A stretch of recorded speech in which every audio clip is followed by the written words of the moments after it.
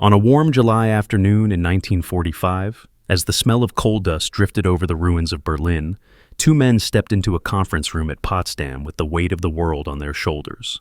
One was Winston Churchill, the wartime giant who had stared down Hitler. The other was Harry S. Truman, a man barely 3 months into a job he had never expected to hold. Their handshake was polite, steady, almost ceremonial. But beneath the surface, each was studying the other with quiet intensity. Churchill wanted to know whether this new American president understood the scale of the moment. Truman wanted to know whether the iconic British leader trusted him enough to help reshape a shattered world. And somewhere behind them, like a shadow neither could ignore, Joseph Stalin watched their early exchanges with a calm, unblinking interest. At that first meeting, Churchill leaned forward, speaking with the confidence of a man who had guided Britain through its darkest hours. Truman listened carefully, taking in every detail. But Churchill misread the stillness. He mistook Truman's cuteness for uncertainty, his politeness for inexperience. In the first uneasy days of Potsdam, Churchill believed the West's future would be shaped by his hand, that Truman, new to the world stage, would follow his lead. He was wrong. What neither man understood yet was that the world was entering an era unlike anything they had known. Hitler was gone, but Stalin remained. Europe was ruined, starving, fractured. And the decisions they made in the weeks, months, and years to come would form the earliest structure of what the world would eventually call the Cold War. Before we go on, let me know in the comments where you're watching from. And if you want more stories about the hidden early years of the Cold War, make sure to like this video and subscribe so you don't miss what comes next. For Churchill, the shift from wartime unity to post-war strategy was disorienting. He felt the first cold winds blowing from Moscow long before most Western leaders did. In his mind, Stalin's tightening grip on Eastern Europe wasn't just a political maneuver, it was a warning. Churchill had spent a lifetime studying dictators, and he could see clearly that the Soviet leader intended to shape the future of Europe by force if necessary. Truman, however, approached the world differently. He had never been part of Roosevelt's inner circle. He had not traveled to Yalta. He had not been included in the delicate wartime diplomacy that had shaped the alliance against Hitler. For him, everything was new. Yet the urgency was unmistakable. The moment he took office, advisors arrived with intelligence briefings, maps, urgent cables, and long lists of crises requiring immediate attention. The first months were overwhelming, but Truman's instinct was consistent. Understand the facts, make a clear decision, and accept the consequences. It was a style that startled Churchill. Truman did not have Roosevelt's charm or FDR's lofty rhetoric. He had a straightforward manner that could feel abrupt, especially to a man as eloquent and dramatic as Churchill. And at Potsdam, that contrast led to tension neither fully anticipated. One of their earliest disagreements came quietly, almost invisibly, during private discussions about Poland. The war had ended, but the future of that country, its borders, leadership, and political structure, was bitterly disputed. Churchill wanted firm guarantees. Truman wanted stability. Stalin wanted control. Churchill, for all his distrust of Moscow, still believed that strong words delivered at the right moment could shape negotiations. Truman believed that only clear, enforceable commitments mattered. Their disagreements did not erupt publicly, they simmered. But they were the beginning of something deeper, a fundamental difference in how each man understood the new world forming around them. Just days after the conference began, Churchill unexpectedly lost the British general election. When he received the news in Potsdam, he stood silently for a moment, processing the message. He had led Britain through its darkest trial, yet the voters had chosen a different future. Within hours, he was preparing to return home. Truman, who had begun forming a working relationship with him, watched as the man he had expected to partner with suddenly vanished from the world stage. In his place came Clement Attlee, a man quieter, more reserved, and far less familiar to Truman. The shift was jarring. Churchill's experience, instinct, and personal connection to the war had vanished overnight. For Truman, it was another reminder that the post-war world was changing in ways no leader could fully control. Churchill returned home, uncertain of his future role. But the story between him and Truman was far from over. Their conversation stretched late into the evening. Advisors waited outside closed doors, listening to the hum of debate drifting through the walls. Inside, two leaders shaped by different wars, different cultures, and different instincts tried to align their visions for a world neither fully controlled. Truman was straightforward. Churchill was eloquent. But beneath the surface, their partnership had become something rare, a genuine intellectual struggle between two men who respected each other enough to disagree without resentment. One evening, as rain tapped against the windows of the White House, Churchill paused mid-sentence and looked at Truman for a long moment. "You know," he said quietly, "I misjudged you once." Truman blinked, surprised by the sudden shift in tone. "I saw you as Roosevelt's successor," Churchill continued, "not as the man who would define the age that came after him." Truman looked down at his desk, fiddling with a pen cap. Compliments made him uncomfortable, but Churchill pressed on. "The decisions you've made," he said, "have already shaped the free world, and they will continue to shape it long after we are gone." Truman didn't respond immediately. He took a slow breath, letting the words settle.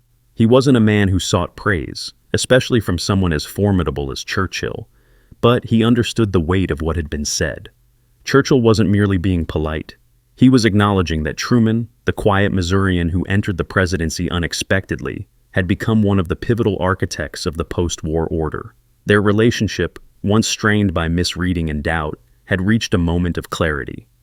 But outside the halls of leadership, the world was anything but calm. The Soviet Union tested atomic weapons. Europe navigated new alliances. Political tensions in Washington rose sharply. And Truman, exhausted by years of unrelenting crisis, announced he would not seek another term. Churchill received the news with mixed emotions. He understood the pressures Truman carried. He respected his choice. But he also knew the Cold War was still in its early stages, and he worried about the uncertainty that would follow. In January 1953, Truman prepared to leave the White House for the last time. Snow dusted the streets of Washington as moving trucks rolled quietly past. Boxes were stacked neatly in the hallways. Memorabilia was packed away. Staffers hugged one another in the corridors, saying tearful goodbyes. On the final morning of his presidency, Truman took one last walk through the Rose Garden. The air was cold, crisp, and eerily quiet. He paused for a moment, looking at the White House he had never expected to inhabit. He thought of Roosevelt, of Churchill, of Stalin, of the men he had worked with, clashed with, and tried to understand. He thought of the letters from Berliners thanking him for the airlift, of the young soldiers he had met at Walter Reed, of the endless briefings, late-night cables, crises layered on crises. He had not sought greatness, but greatness had sought him. Churchill wrote him a letter on the day he left office. The handwriting was uneven, scribbled in haste but filled with sincerity. "You restored the balance when the world needed it most. History will remember that." Truman folded the letter and placed it in his desk drawer, where he kept only the most important notes of his presidency. Years passed. The Cold War evolved. New leaders emerged. Crises erupted and subsided. But the early foundation remained. The doctrines, alliances, strategies, and precedents built in those first years after World War II.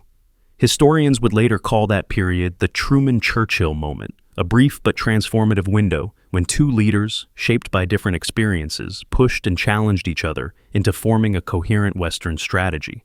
In later interviews, Churchill spoke openly about his respect for Truman. He said that Truman possessed a firmness of purpose that had not always been apparent. He said Truman's decisions were simple, clear, and unshakable, even when they were unpopular, and he admitted that Truman's calm, methodical style often achieved results more effectively than speeches or declarations ever could. Truman, for his part, often described Churchill as the voice of warning, the man who saw danger earlier than others, the man whose experience bridged two worlds, the man who understood dictators better than anyone alive. He said that Churchill's insights helped him make some of the most important decisions of his presidency, even when he didn't follow Churchill's advice directly. It was a partnership defined not by unity, but by friction, productive friction. The kind that sharpens decisions, clarifies priorities, and reveals truths that otherwise remain hidden. Their secret clash, the debates in conference rooms, the disagreements over strategy, the differences in instinct, did not weaken the West. It strengthened it. Yet, even as Churchill's respect grew, disagreements persisted. Churchill pushed for stronger military ties earlier than Truman was ready to commit. Truman wanted European nations to take greater responsibility for their defense before America assumed new obligations. Churchill believed diplomacy only mattered when backed by the willingness to use force. Truman believed force only mattered when it supported a clear and sustainable long-term strategy. These differences were not personal. They reflected two worldviews shaped by two very different nations and two very different experiences of war. But as the 1940s gave way to the early 1950s, Churchill increasingly acknowledged that Truman's steady approach had given the West something it desperately needed: time. Time to rebuild economies, time to strengthen alliances, time to understand the new world forming around them. When Churchill returned to office in 1951, he and Truman found themselves once again navigating decisions side by side. But the dynamic had changed. Churchill no longer saw Truman as the unsure successor to Roosevelt. He saw him as a leader who had held the line during the critical first years of the Cold War, years that might have unfolded very differently with a weaker or less decisive president. They did not agree on everything. They never would. But their partnership, strained at times and strengthened at others, formed one of the essential foundations of the post-war Western alliance. When Churchill returned to Downing Street in 1951, the world he stepped back into was not the same one he had helped shape during the war. The Cold War was no longer a theory, no longer a set of warnings he delivered from the sidelines. It was real, structured, and already defined in large part by Truman's decisions. As Churchill walked back into leadership, he found that many of the early contours of the New World were set: the Truman Doctrine, the Marshall Plan, the Berlin airlift, NATO. They were not British ideas guided by Churchill's voice. They were American-led pillars built under Truman's presidency, and yet, Churchill felt something urgent pulling him back into the arena. He believed the next phase of the Cold War required not only strategy, but unity, and unity required closing the gap that had quietly opened between his instincts and Truman's methods. Churchill arrived in Washington in early 1952 to meet Truman again, this time as two leaders who had weathered years of crisis together. Their handshake was different now, steadier, warmer, shaped by the knowledge that both had been tested by circumstances neither had chosen. They sat together in the Oval Office, discussing a world struggling to stabilize, a Europe rebuilding slowly, and an Asia reshaped by new conflicts. The Korean War, raging thousands of miles away, hovered over every conversation. Churchill, who had once urged Truman to confront the Soviet threat more aggressively, now urged him to find a path toward ending the conflict without escalating into a global catastrophe. It was one of the many times their positions seemed to reverse. Churchill, long the hawk, now urged caution. Truman, who had once been the cautious newcomer, had been forced by circumstances to embrace bold decisions. Their relationship had matured to the point where each could challenge the other without fear of misunderstanding. Truman listened, jotting notes on a pad, nodding as Churchill described his vision for the next stage of the Cold War. But Truman was no longer swayed by drama or grand rhetoric. He had learned to measure decisions through a simple lens. What would stabilize the free world in the long run? And what would prevent the Cold War from becoming another catastrophic war that spanned continents? From the sidelines, he would watch Truman step into decisions that would define the early Cold War, decisions Churchill both agreed with and, at times, strongly questioned.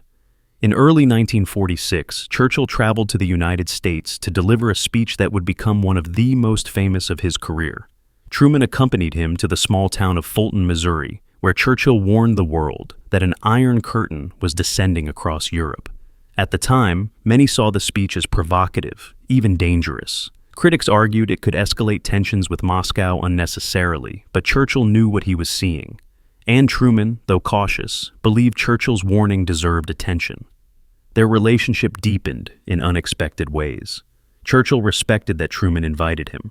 Truman respected that Churchill spoke the truth as he saw it. But underneath their growing cooperation lay a persistent tension. Churchill's instinct to confront the Soviet Union quickly and firmly sometimes collided with Truman's belief that America needed time to rebuild, reorganize, and study the emerging geopolitical landscape before making irreversible commitments. Truman, however, was not passive. In 1947, when he delivered what would become the Truman Doctrine, he demonstrated a clarity that surprised even Churchill. Truman declared that the United States would support free peoples resisting subjugation, an explicit commitment to counter Soviet influence globally. For Churchill, it was a vindication of everything he had warned about. For Truman, it was the result of months of intelligence, analysis, and foreign policy evolution. But even then, small cracks emerged. Churchill believed the West should act swiftly to protect vulnerable nations. Truman agreed in principle, but he insisted on building public support, congressional backing, and economic plans that would stabilize Europe from within rather than rely solely on military guarantees. Their differences became clearer during discussions about the Marshall Plan.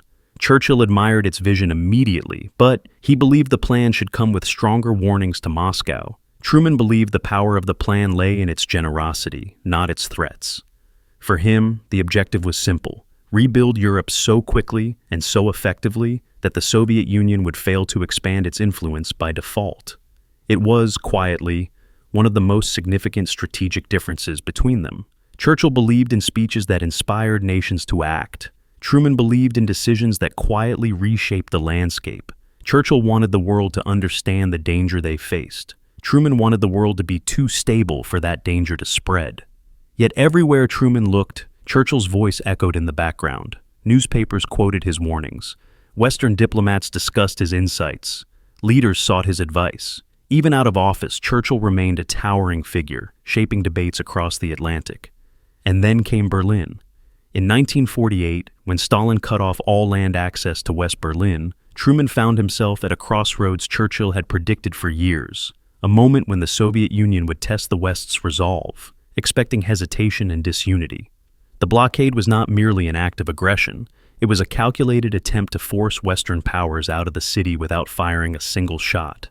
Churchill wrote privately that the crisis was the clearest proof yet that Stalin understood only strength. Truman agreed, but the question was what form that strength should take.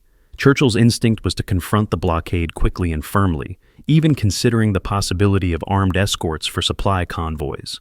Truman feared that direct confrontation might spiral into war.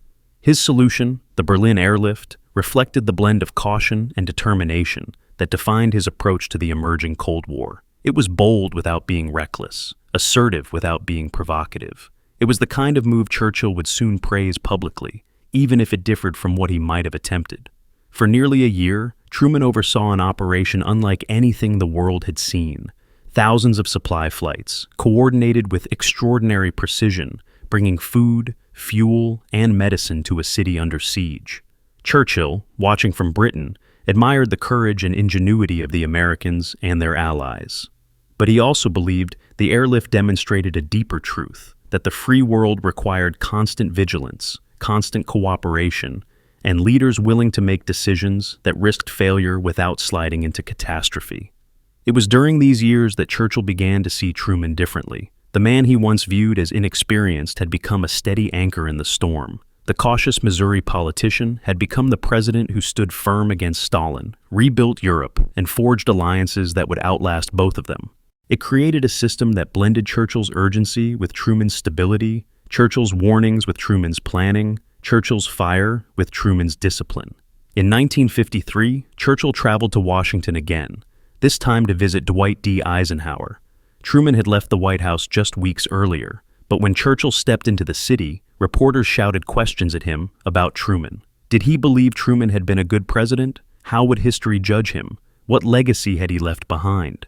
Churchill paused on the sidewalk, adjusting his hat as photographers crowded around him. He looked directly into the cameras and spoke clearly, without hesitation. Truman was the right man at the right time, he said. He gave the world what it most needed: steadiness. He walked away without elaborating, leaving the reporters scrambling to capture his comment. But for those who knew the early Cold War, the statement was clear. Truman's calm, deliberate leadership had prevented crises from igniting into catastrophe. It had bought the world time to rebuild, and it had given the West something Stalin had not expected: cohesion. In the decades that followed, as the Cold War shifted from Europe to Asia, from missile tests to diplomatic summits, from proxy wars to symbolic gestures, scholars debated which moment defined the early struggle. Many pointed to the Truman Doctrine, others to NATO, others to the airlift. But a growing number recognized something more subtle but equally important: the partnership between Truman and Churchill. It was a partnership born of necessity, marked by disagreement, and strengthened by respect. a partnership that helped transform wartime allies into a peacetime coalition, a partnership that guided the West from the ashes of global war into a new era of ideological confrontation. And perhaps most importantly, it was a partnership that proved something fundamental, that two leaders with different worldviews could still find common purpose when the stakes were highest. As Truman entered retirement, he lived quietly in Independence, Missouri, walking to the local library, attending church, and writing in his small office. Visitors were often surprised by how ordinary his routine was. Here was a man who had overseen some of the largest geopolitical shifts in modern history, yet he returned to the life he once lived before Washington. When asked about Churchill years later, Truman smiled softly. He said they had a good many disagreements, but that Churchill understood the world in a way few others did. He said that he respected Churchill's courage, admired his intellect, and valued his friendship. Churchill, too, spent his final years reflecting on leadership, strategy, and the Cold War he had warned the world about decades earlier. In one of his last assessments of the era, he wrote that the survival of the free world depended less on force than on the resolve and understanding of free peoples and their leaders. And he named Truman among those leaders. Their clash had shaped them both. Their partnership had shaped the world. And long after both men were gone, long after their speeches faded and their decisions became chapters in history books, the consequences of their choices continued to echo across Europe, across alliances, and across every crisis that unfolded during the Cold War that followed. So, now I want to hear from you. If you had been in the room during those early years, at Potsdam, at Fulton, at the White House, whose instincts would you have followed more closely? Would you have leaned toward Churchill's early warnings or Truman's steady determination? And do you believe their disagreements strengthened the free world at its most fragile moment? Let me know in the comments below. And if you want more stories like this, stories of turning points, rivalries, and decisions that shape the post-war world, don't forget to like the video and subscribe to the channel.